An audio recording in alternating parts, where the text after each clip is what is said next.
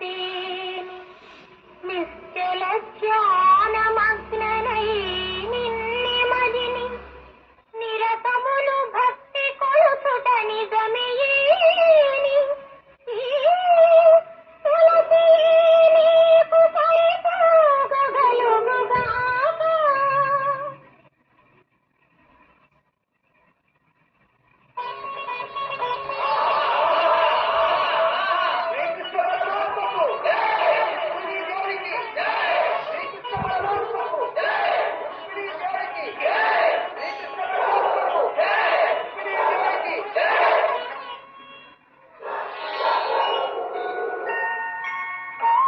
శ్రీకృష్ణ, ఈ నాటక పరమాత్మ